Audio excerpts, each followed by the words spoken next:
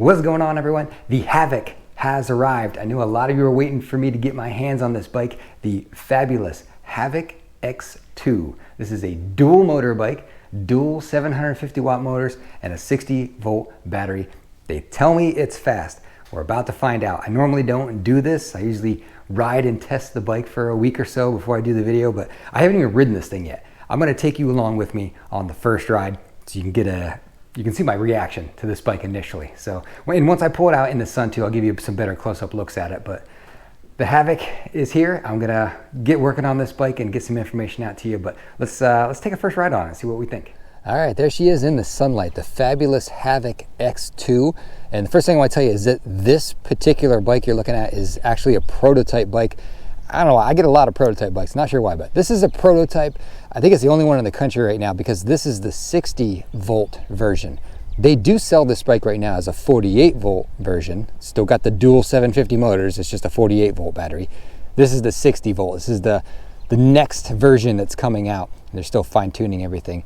This is crimson red, the new color. Crimson red, absolutely stunning paint job on this bike. It's beautiful. Right now, the 48 volt versions, they sell them in, I think, silver and black. So you can right now buy the 48 volt version of this bike. I'll link their website below if you want to check it out. This is the 60 volt, and it's a huge battery pack. I think they give you options, either 20 amp hour or 30 amp hour. This is the 20 amp hour, and it's a huge battery pack tucked there behind the seat. Dual 750 watt geared hub motors, so this thing should be pretty darn fast. Mag wheels.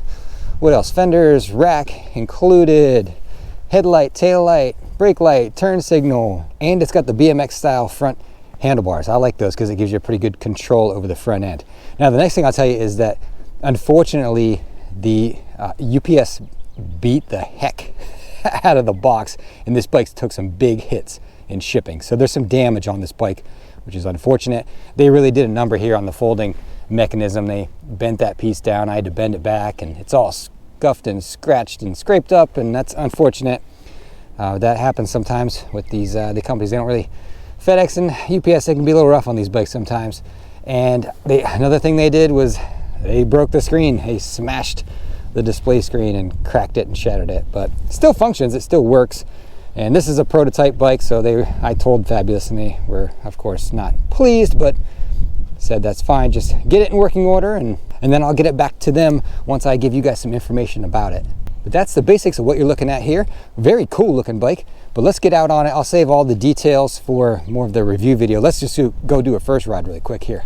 All right, let's get out on this bike and see how she feels. It's at 77% charge. They told me they have this bike set where it won't charge past 80%. I don't know why they said it like that, but it is. So, all right, well, I'm in. This is your button that changes between all-wheel drive and rear-wheel drive. That's in, so that's out. Okay, so this is just rear-wheel drive. Pedal assist 1. Let's feel how she feels. I can feel the rear suspension working already. It doesn't have a whole lot of travel in it, but you definitely know it's there. Pretty good pickup with just one wheel. I like that.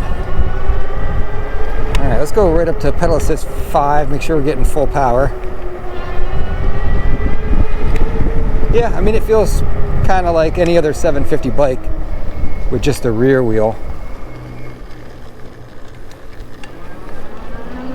Good power.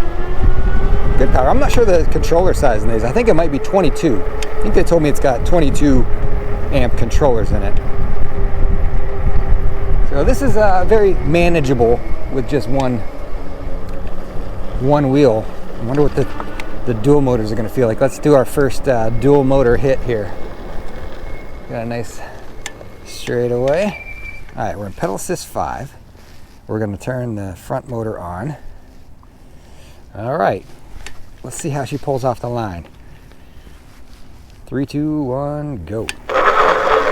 Yeah, the front wheel did a burnout. Pretty good pull off the line. I'm at 37 kilometers an hour, so I need to change that to miles per hour so I can know how fast that is. It feels like it's a harder pull off the line, but not so much on the top end. We have to change and play with the settings a little bit. But yeah, wow, yeah. Holy cow. When it hits hard. Definitely has a good hit off the line. That's the danger right there of all-wheel drive, is when you're navigating a turn and you accidentally hit the throttle. I did that kind of to show you, but see that? Your front wheel wants to spin out and it could whip out from under you. So you got to be careful when you're on all-wheel drive doing slow turns. You just want to cover the brake. Just keep your hands on the brake until you get straightened up, and then you can allow it to hit. It's hard to do it gently. It just wants to go. Holy cow.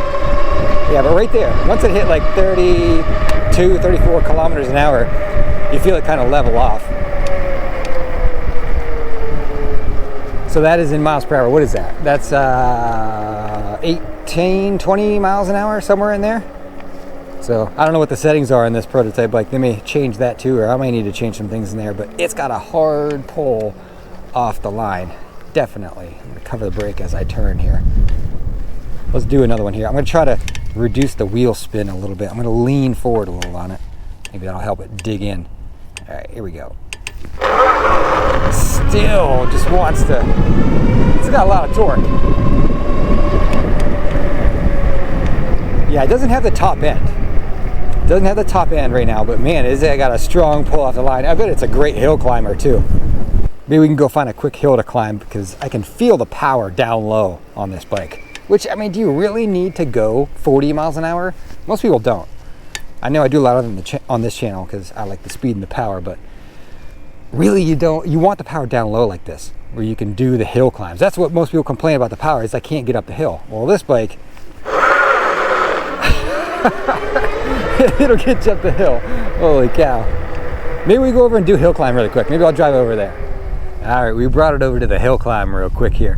Now, I'm normally testing 750 watt fat tire e-bikes, and they go up this hill in like 22 seconds. Those are the fastest ones. They do it about 22 seconds, so that's what I keep as my benchmark. This is gonna destroy that.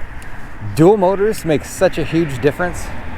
Turn them on, pedal assist 5. We're just gonna throttle up this hill. I'm gonna try to keep the front wheel straight. All right, here we go. 3, 2, 1, go. A lot of wheel spin off the line, but the hill climb power out of dual motor bikes is insane. Look at this, just killing it. Wow. You can't barely keep it on the path. Yeah, it just ate that hill up. Craziness. A lot of power out of this thing. That's why you get the dual motor, for the hill climb power and the acceleration power. Great for that. Go down through here. Oh man, this is gonna be a fun one. Gonna be a fun one. That pole though, holy cow. Whoa. All right, let's go tackle our steepest hills over here, these grass hills. Let's go all-wheel drive button in. And this hill up here, I mean, it just kills these hills. It's so powerful. As expected, this is a 28% grade on this hill. And I'm just gonna dig my way up. There you go, no problem. That's why you get the dual motors. That hill climb power cannot be matched. This thing is pretty sick. It's definitely a comfortable bike. I like the ergonomics of it. Got the BMX bars, they come back to you. You can tilt them forward or backward too to, make your reach shorter or longer. I'm 6 feet tall, I'm very comfortable on this bike. It does have a pretty decent seat height on it, because you got that dual suspension, so it's 35.5 inches, I believe, on the seat height. So kind of tall on the seat height. And it doesn't go down any further than that. But there is just a little bit about the Havoc X2 bike. Again, they sell them now. The 48 volt version is for sale now on the website. This is the 60 volt. Cool little bike. I got more to do on it, of course.